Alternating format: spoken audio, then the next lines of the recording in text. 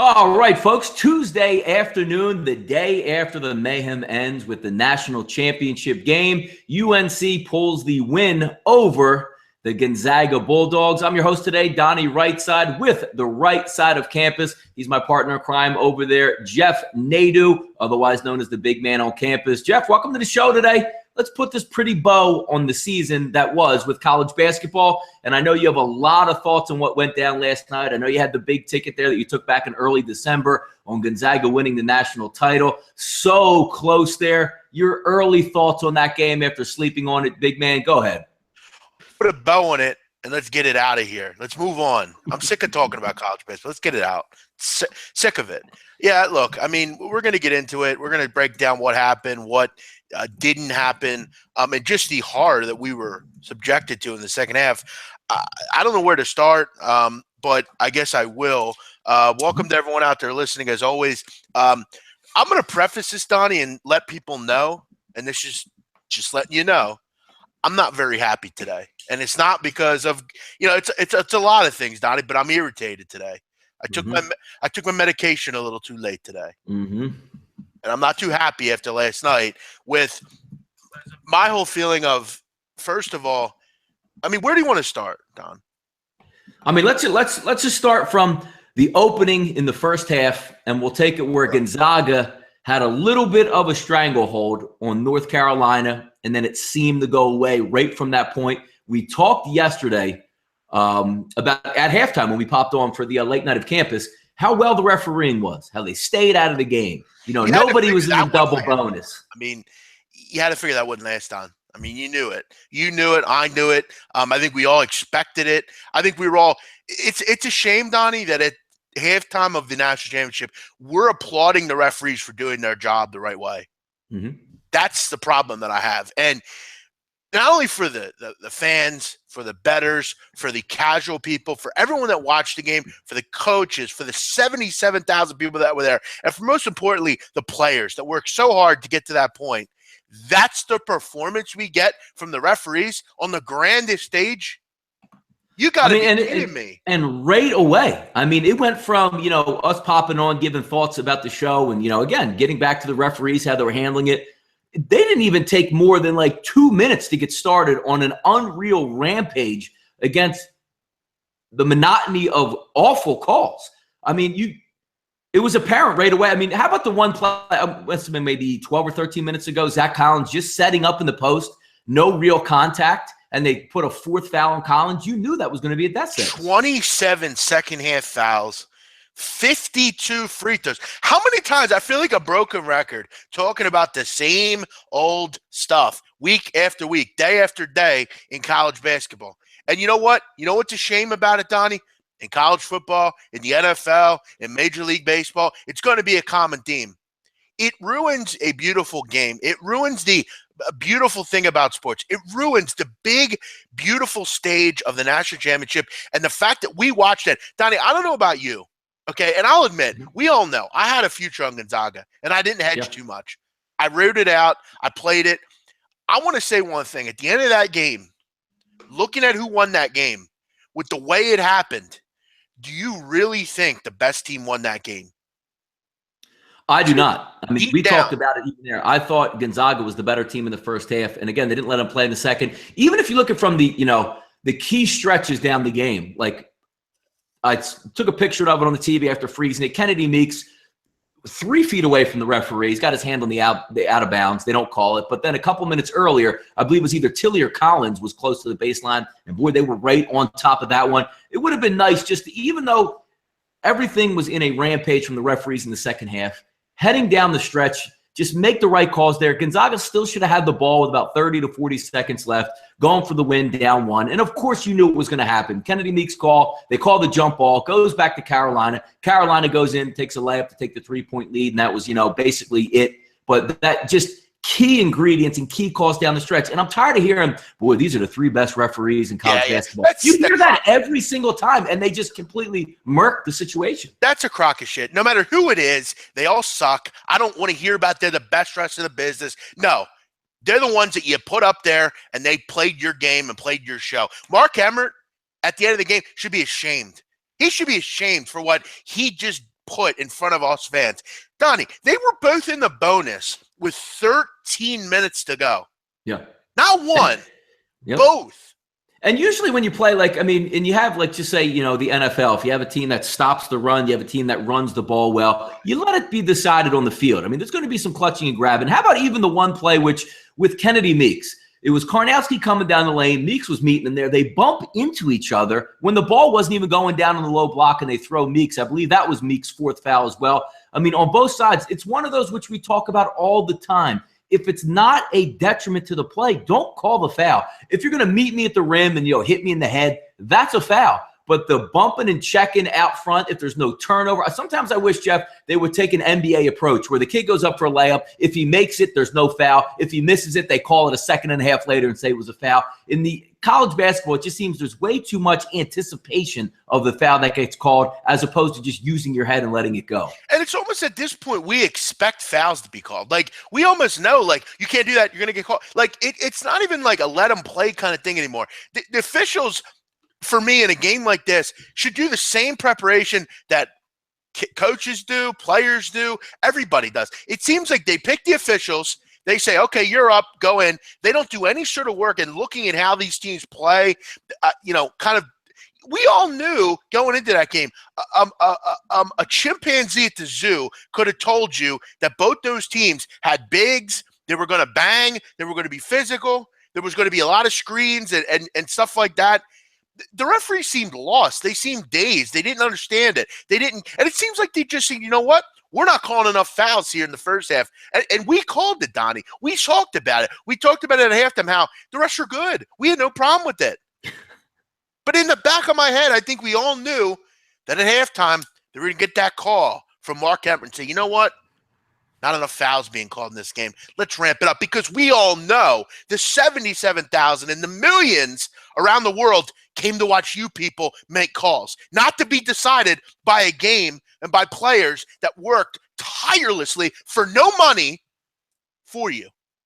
That's the problem I have, and that's the problem with college sports and all sports at this point. I'm sick of it. I'm sick of the people that are up over everybody else that decide the games. And the real people that work hard are used and abused time after time and get nothing in return. They got to go back to their lives of mediocrity again while everyone else gets rich. And that's my problem, particularly in that game. Donnie, last night, 50 seconds to go. It was 66-65 UNC. Yep. UNC had the ball. Ball goes down towards the lane. Missed shot. A rebound looked to be secured by Williams-Goss on the floor. Meeks comes in, grabs the ball out of bounds. His hand is out of bounds. We all saw it. Official was right there. No call. Led to a basket from UNC. They go up 4 with 50 seconds left. They went up 3 with the layup. It was horrible, though. It was okay. Go ahead. So think how that affected that game.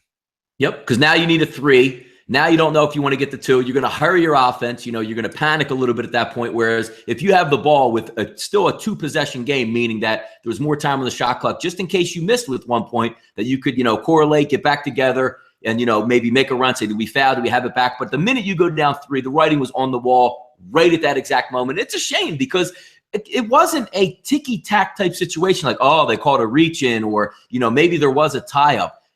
We're sitting at home 3,000 miles or whatever away from the game. Everybody saw it clear except the referee who was looking down at the play. And it's like, what does that do to your psyche at that point? Yeah. You all knew the call. Everybody knew the call. And by the way, the biggest problem I have, and again, if the officials called a great game and they just, missed it, first of all, they called everything. And second of all, you can review that stuff. Yes. They review everything in that. And again, it goes back to a couple minutes earlier when Gonzaga was on the baseline. They called that real quick and nobody had a problem with it, reviewed over. Nobody, not Mark Few or not the ref or not stepped in or nobody, yelled from the seats because the announcers are sitting right there where they just, there's 3 refs and somebody goes, hey, I don't know why they don't challenge that. Damn well the refs hear that and head right over the monitor. Challenge what's the main things. How about even on the shot clock violation, which everybody knew at home was good? They completely stopped the game, do a minute review to see if the guy got the ball out of his hands. Meanwhile, the damn near shot was already almost at the rim or in the rim when the shot clock went off. And again, look, when you have a team at 50 seconds down one, you need to stop. That's your goal. Because, I think there was about 20 seconds left in the shot clock. At that point, you're basically going to play for the last possession. By that happening, you go up double digits at that point. Or not, you go up 3, sorry. Yeah. Yep. So your psyche's totally up because now you have the ball with 30 seconds with down 3. What do? Now you almost got to play the possession game. Because if you don't take do I get an open 3? Like everything is rushed. You're right. And look, I'll admit at the end of the game, I thought Nigel Williams-Goss thought and said, you know what? I can look like a real hero here. I can take the ball after breaking my ankle almost. Mm-hmm. I can hit a big shot and I can win the game. I didn't like that decision there. I thought, again, and look, Few wasn't very but I got to give him a lot of credit too because I don't think people understand how hard it is to coach when you can't coach. You're basically cordoned off and you can't coach because everything you do is under watch. Because if you look at all the fouls, how do you coach like that? How do you? No, you don't. And it's there's some unfortunate things going on, which when it points back. You couldn't have got 2 bigger teams on this stage play a worse game in the final, which, sometimes, these finals are a little bit sloppy, kids, it's nerves, it's the final game, it's in the big arena and all that. If you were to tell me before the game that Carolina will go 4 for 27 from the 3-point line, under 15%, Justin Jackson's been shooting the lights out, 0 for 9 for 3, this game would be wrapped up, Gonzaga by double digits in this one. But when you saw the game the way it played out, the one most disappointing thing was on the biggest stage, Karnowski going 1 for 8 from the field. And, you want him to be stronger. I get he's playing, a real athletic player in Kennedy Meeks, and Carolina's got athletes to run with them. But how many times was the big man, Jeff, 2 to 3 feet from the rim, just going up, the ball rattling in and out instead of taking it strong? And sometimes at the end of the game, he's under the rim, Jeff, and he's looking to pass out to the 3-point line instead of drawing the foul or laying in or getting it to go. Yeah, listen, we talked about it, and I'll say it again. I don't know what planet he was on last night, but he just seemed he seemed scared to play, honestly. When I try to zero in on certain people when I'm watching a game. I don't know that I watch a game like others do. I don't really necessarily at times care who's scoring. I'm looking at what the players are doing. And he's a guy that I had my eye on all night. And he just looked like he wasn't ready to play in that game. I remember Donnie in high school, and this is a really prime example of kind of when I realized this. I remember when I was in high school, we had a really good basketball team. My friend Eli told you about it the other night. Yep. We had a really good basketball team my senior year. And I remember we went through districts the whole way to the final game in districts. We were at the Giant Center in Hershey. We made this great run. It was awesome. And I remember we just steamrolled teams. Then we got to Harrisburg High. And I don't know how much you know about Harrisburg High, but they're always the best team in the mid-state. Always. They're just the best. They have D1 recruits, everyone, And I remember how great we played a whole year. We got to that game, and I remember one of my friends was on the team. I remember quickly I said something to him at halftime. He said, yo, these kids are huge. I said, you know what? They seem scared out there. They don't seem ready to play against the caliber of team like this. And for me, Karnowski looked scared. He looked like he didn't want to play against Kennedy Meeks on the block. I see him out on the top of the key. I see him dilly-dallying at the 3-point line. I see him, taking people off the dribble and doing hook shots and trying to find people in the lane. He was just awful in every sense of the word. He missed, he missed everything. I don't think I remember him making a bucket other than the hustle play. Yeah, that play with Tilly where he basically was gifted a 3-point play. Yeah. But other than that, he didn't make any other big shots. And I said at halftime, you asked me, who was the biggest player in the game? It was Karnowski. He wasn't good enough. And Collins, he was virtually unknown as well because he unfortunately can't defend without fouling. And that's one thing as a freshman he needs to get better at because they weren't good enough, both of them. Yeah, an interesting one on that also, Jeff. How about this? Not only do the referees love to call fouls, how about when they delay the game when Karnowski gets fouled, which was, you could have said Joel Berry got more ball, but whatever, the call was there.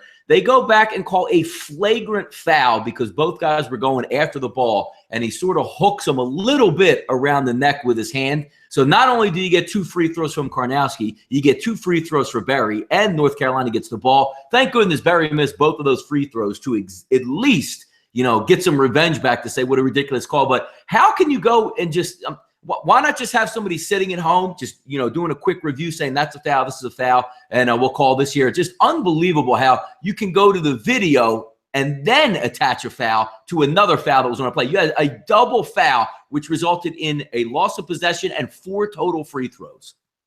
Yeah, and again, Karnowski's 4th foul. And again, for everyone chiming in, this show's about breaking down what happened. And we'll get to some plays later about baseball, and I do have a soccer play as well. But we're reliving the game. This is what we're here to do. This is a college show. So again, if you're just tuning in, that's what we're here to do today. Our passion's here. You see it from me. This is real. I'll live my whole day today pissed off because of this. That's just how it is. I'm not pissed off that I lost. I mean, the future's the future. I invested a small amount of money to make a lot of money. I like the side, and it is what it is. For me, I just team that shot 15% from 3, 58% from the line. And obviously I don't think deserved to win the game. I don't think they were the best team in that game, and I have a big problem with that. I thought. But again, we can also look at some of the things Gonzaga didn't do well. They didn't shoot well. It was their worst game of their season, 33.9%. They missed 9 free throws. Josh Perkins was MIA after that first half. He must have decided that he was going to head back to Colorado and go back to his regular life because he was MIA in the second half. Yeah, big man. Also in that game, how about Gonzaga, 14 turnovers, and Carolina only had 5. It's just extra possessions there. Even though Gonzaga out-rebounded Carolina, everything went in their way. If you just took Gonzaga and their stat sheet out of the line, you said, all right, Jeff, we have the final stat sheet for the North Carolina Tar Heels, and you looked at their stat sheet, I don't know how you would even see a Carolina win. No, I agree 100%.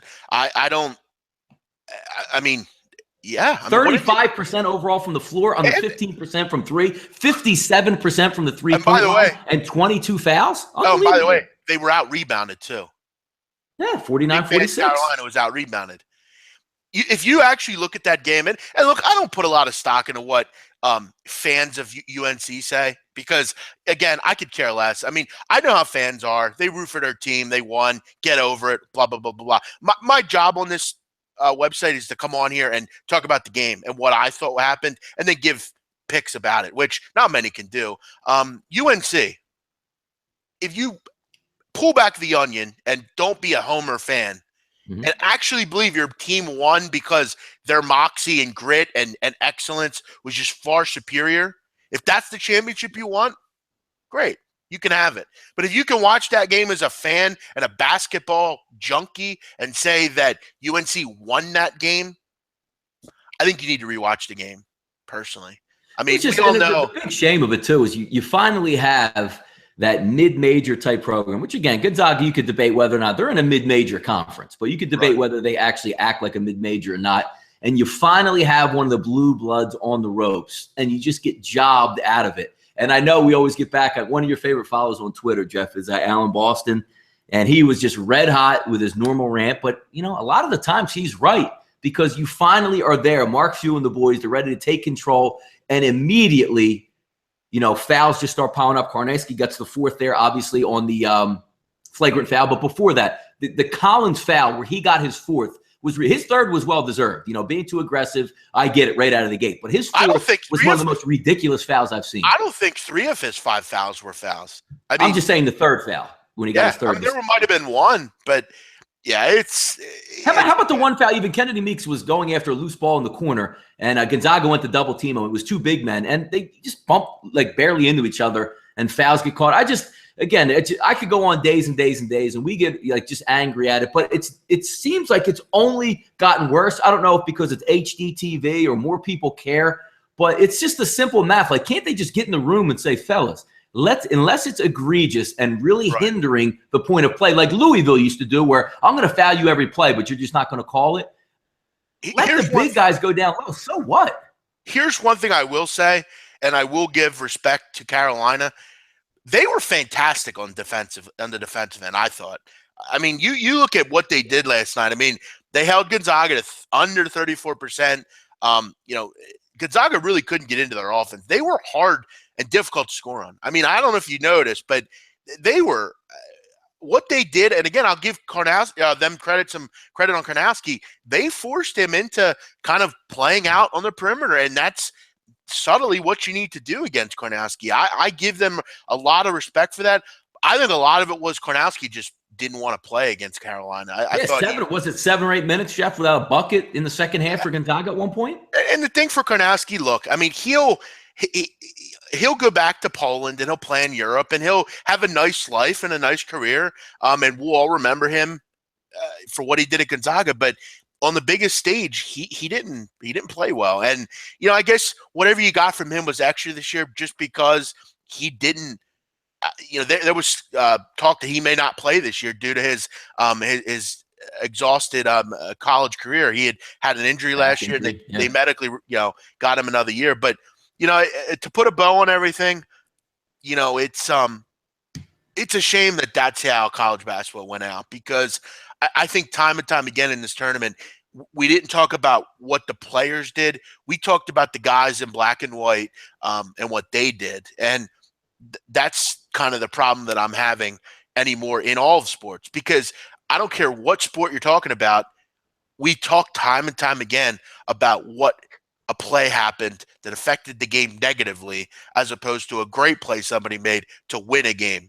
And and how many times are you even going to say, Jeff, like, oh man, that ref made a good call? Like, yeah, you know what I mean? Like, when are they even going to have like a good? I mean, you could see the clear plays where somebody gets chopped on the head or whatever, but it's very rare anymore they say, that was the right call by the ref. That was a good call there. It's just ridiculous. And yeah, again, I mean, you're preaching to the choir on. I said at halftime, I didn't feel good about it. I felt uneasy. I felt that only being up 3 was definitely concerning. I thought Gonzaga was better than UNC in the first half, and only being up 3 I thought was concerning. I mentioned I thought in the half I thought the first team to 70 would win the game, and I think defensively Gonzaga had them right where they wanted. It's just they weren't efficient enough, and now you're playing against the rest too. That didn't help. But we got some Twitter points. Stop making excuses for Gonzaga. They lost. UNC won. Well, I'm not sure if I'm making excuses. I mean, anybody can tell you. I mean, it's not only me talking about this. I mean, am I the only one talking about the officials today, Donnie? No, which is the shame of it all, because you should be celebrating. Like, oh, Carolina won a hard-fought game, and it was a hard-fought game, but you just wished it would be a little bit cleaner. Once again, folks, if you're tuning in now, right side of the campus, sponsored by @SBR Sports Pick, SBRodds.com. Check them out. And the last show, once again, powered by uwager.eu. We've had a great season going back and forth on roundtables, late night at campus, right side of campus, had some fun. And again, if you're just tuning in now, we're just putting one last bow on the season. We have a lot of baseball talk to go over throughout the summer on the late night of campus and also right side of campus during the day. We're going to have a lot of fun doing that with roundtables as well. But today, we just wanted to come on and vent a little bit. And again, me and Jeff have been rooting for Gonzaga all year long. I didn't have any dog in the fight last night unless to cheer for. I had a couple live wagers, which worked out well. But I just wanted to see kids decided on the court where it's deserving, because if Carolina went out and just beat them up by 15, you just would tip your hat. But sometimes when you see things that are just a little bit egregious there, you just want that fair schedule. And it didn't look like it played out last night. That's why we're a little bit heated up and just wanted to talk about it there. And then it's that wishy-wash crap at the end of the game, one shining moment and all this dreck that we're supposed to get excited because we had such a great college basketball year. It was so good. It wasn't. Let's stop beating around the bush. Let's face the music. It was a shitty tournament. It was a bad championship game, and the wrong people affected the game. And that's for someone who lives and breathes this sport. I love it. It's my passion.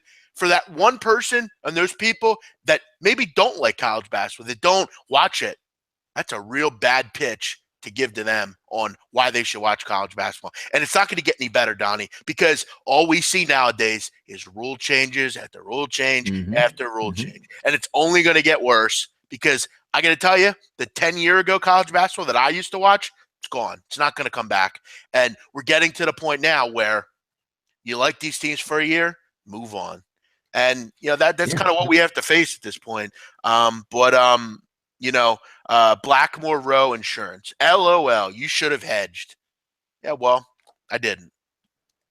So that's my decision, not yours. But hey, in the perfect world, you could have got a nice hedge out there. But again, it wasn't one of those where you rode into the game, big man, and they were a 13-point dog. I mean, the game was basically flipping between pick'em and -1, and it certainly played out that way under a couple minutes left in the half. And let's not forget, Gonzaga had the lead by 1 or 2 points until that Justin Jackson N1 with, I believe, Williams Goss fouled him on that. So, I mean, if that play doesn't go down like that, maybe even Gonzaga walks away at that point. But again, didn't get too much help from the refs either way and too many fouls called. But that's just the way it's going to be. I mean, we're going to have to get used to it. That's a new way of life where, referees just going to interfere with stuff. But, yeah, look, we'll move on. It was a fun year nonetheless. I really enjoyed the college basketball talk, kind of putting, kind of our own spin on it and having the guys at the round table and, and just kind of having the avenue to kind of be the go-to on college basketball. What's up, Al Hard? Cameron Rayfield. I like Bayern Munich -1 even money. I'm going to actually get into that at the end of the show. I have a couple soccer plays. We got a little midweek football, which is, something they do every year, couple week during the week matches. Donnie, we do have a baseball game today early on here, a makeup game already, makeup game. It's Tigers, White Sox. And hey, Jeff, before you even get into that on baseball here, one of my pet peeves over the years, and I could see why they do it, but it infuriates me. When you get baseball back into your life, let's just say, I'm a Phillies fan. We stink. We had a win yesterday. The fact that you have opening day and then they take a day off after opening day, you just get the momentum for the season and they take it away. And not only because they say, hey, well, bad weather in the north, we want to make sure we can still get that gate on day 2, so we'll put a built-in day. Why are teams, like dome teams have the day off the following day? It baffles me. I just wanted to get that point out there. No, I totally agree with you on that. I never understood that. I don't get why they do that. And it's kind of annoying, to be honest. It's the momentum is there. You have your team. We got a big win opening day. Who do we got on the mound the next day? Oh, by the way, they have the day off. Okay. Sure. You look at this game at 2:10 here. Today, opening day, basically for these two teams, the one team or two teams that didn't play us today. You got the Chicago White Sox against the Detroit Tigers. And, Don, I got to tell you, I kind of like Chicago in this game. To be honest with you, I think this is a pretty decent price. I'm going to look to back underdogs when I can. I've mentioned that time and time again on my own show, and then I'll make it aware on this show. Look, if you came to this show for me to give you the Cubs and the Dodgers every day, not going to do it. Sorry. I actually like Chicago in this game. I do. I'll take a little shot with them here. I'm not a big day game fan. I'll put that out there. Again, as the season progresses, you'll find teams that are good in day games and poor in day games. And I've talked about it with college football and all sorts of things. There are just certain day games where I think people are almost enticed to bet them just because they're the only thing on. And, a lot of the time they're very difficult to gauge, especially after night games the night before. But, I don't know how you feel, but, I kind of look at the White Sox and clearly, look, we all are well aware, the White Sox, are unloading. I mean, they unloaded Chris Sale. That they're a team that, is trying to kind of rebuild a little bit. They haven't really won anything, so I'm not sure what they're rebuilding. But, I look at their team and, I look at their position players. I mean, I like Todd Frazier. I like Babreu, a lot of power, hits a ton of doubles. I think Melky Cabrera is one of the more underrated glue guys you can have on your team. Seems like he always kind of does things the right way. I like Avisail Garcia, and I look at Quintana, and I think he's one of the more underappreciated starters that you're going to get in this league. And Verlander, I don't know about you. Verlander, I'm not a big fan. I mean, he's towards the end of his career. He's a guy that, I don't think has the same luster as he used to. I thought he had a great year last year, and, good for him. But, I look at Quintana and them at home here, kind of, not getting a lot of respect. This Tigers team, I mean, Victor Martinez is on the shelf right now. I look at this lineup and I'm not that impressed, Don. I mean, what about you? I mean, you look at this Tigers. No, I mean, if you look at the lineups there, you have a good point there with the White Sox unloading to see how, their type of mindset coming into the season. I mean, come on, we've seen it in Philadelphia. If your DH is Cody Ashley, I mean, there's a little bit wrong.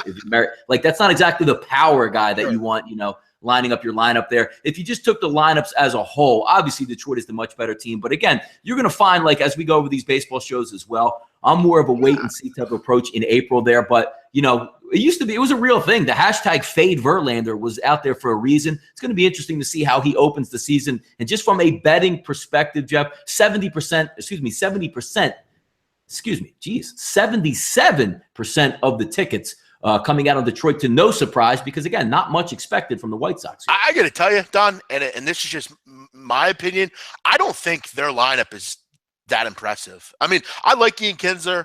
Obviously, Miguel Cabrera speaks for himself, but I mean, other than that, I'm not too impressed with it, to be honest. I don't like the nice addition of Mikey Matuk? Oh, sure. I mean, how can I not like Mikey Matuk and Justin Upton and Tyler Collins and Nick Castellanos? I mean, Nick Castellanos had a good year last year, but definitely faded in the second half of the season. For me, I would look to back the White Sox here. Am I in love with this play? Am I betting tons of money on it? No, but I think day baseball wise, you're going to make a lot more money betting on underdogs than you do betting on these Justin Verlander minus 140 favorites. But I will say I do like their rotation. Verlander's solid.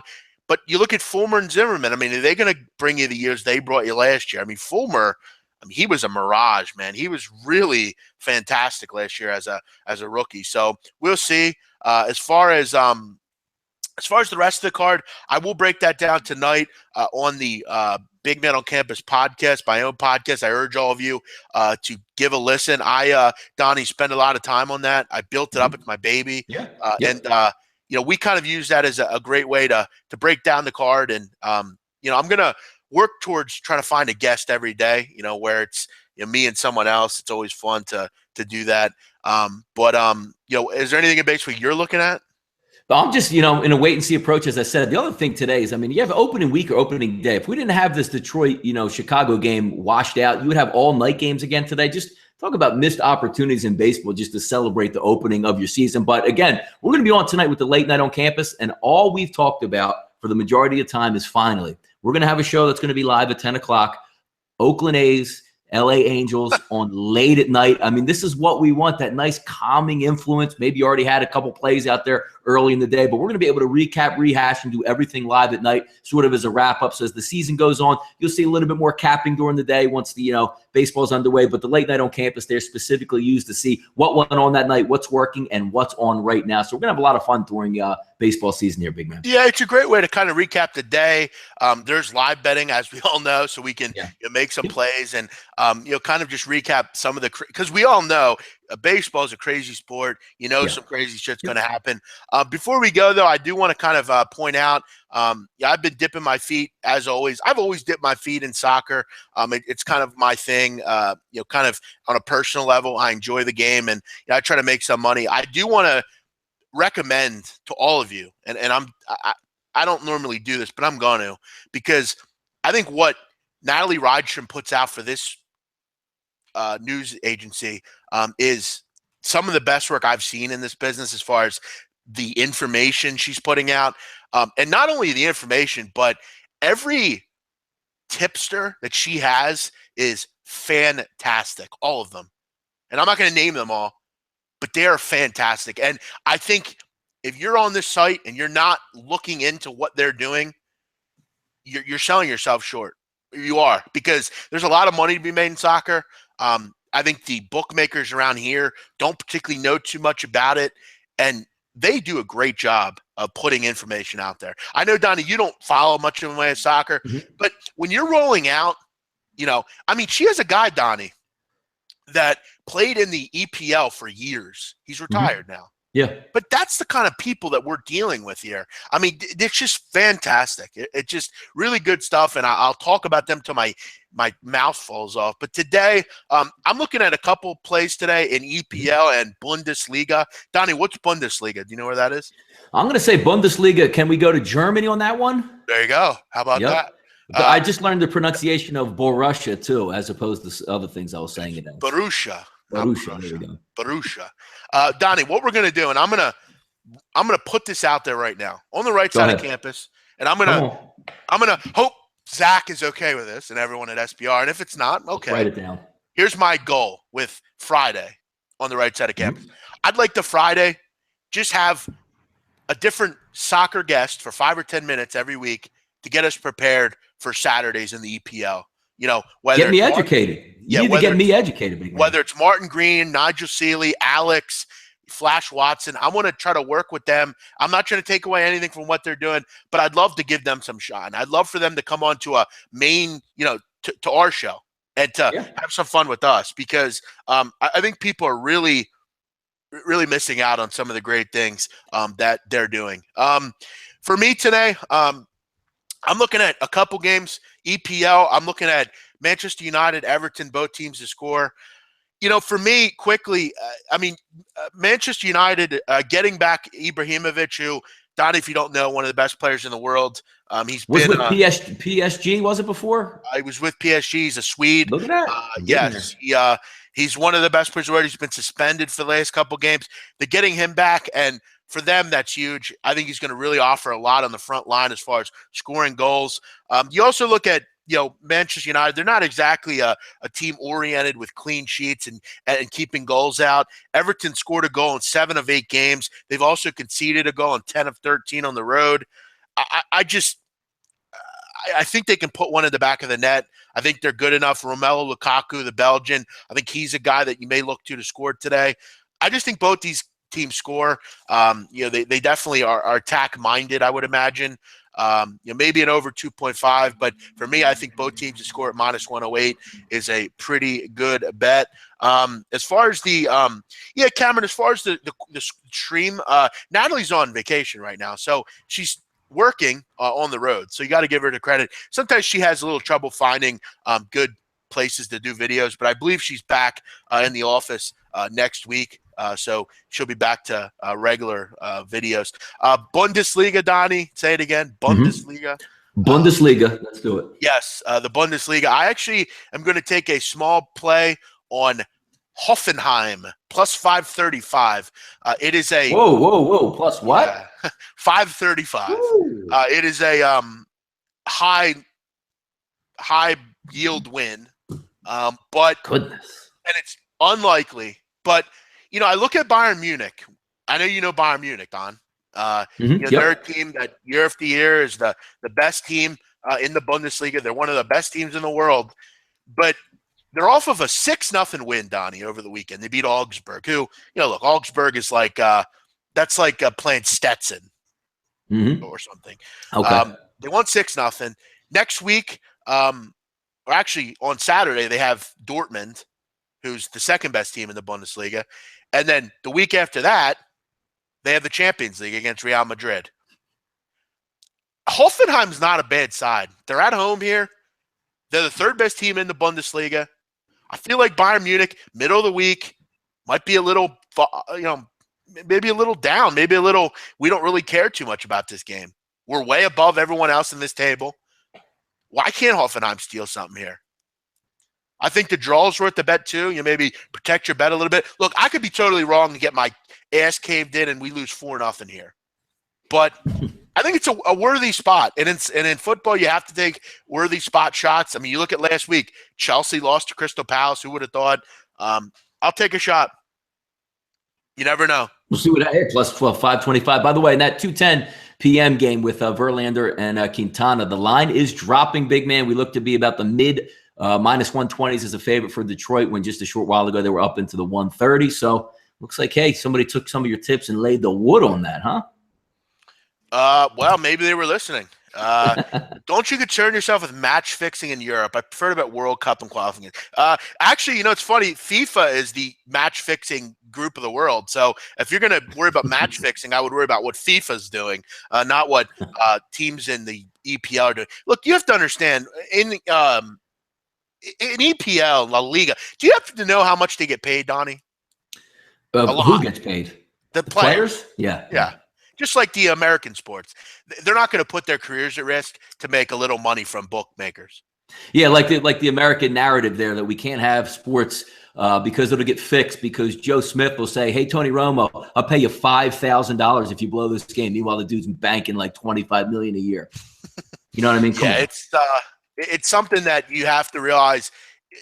We hear about it all the time, and we could talk about it, in this country, whatever. It's just the likelihood of it is very low.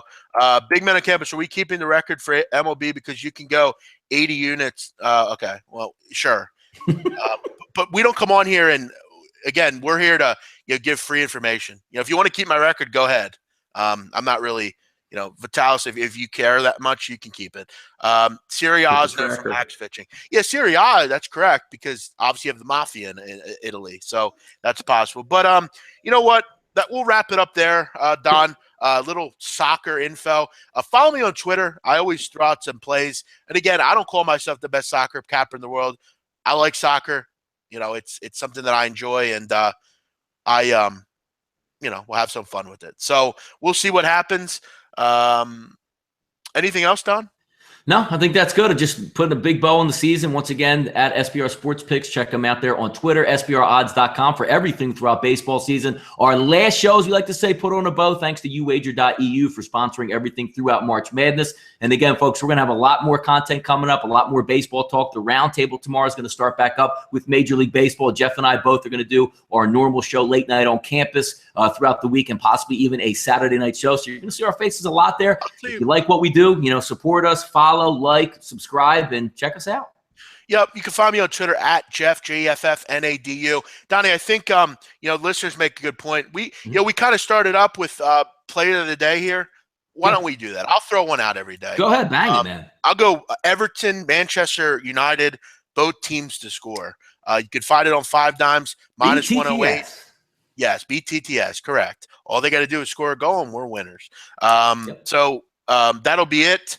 As far as us, yes, you'll see us a lot more. We have the MLB Roundtable starting up, which if you watch the College Basketball Roundtable, it's a whole lot of fun.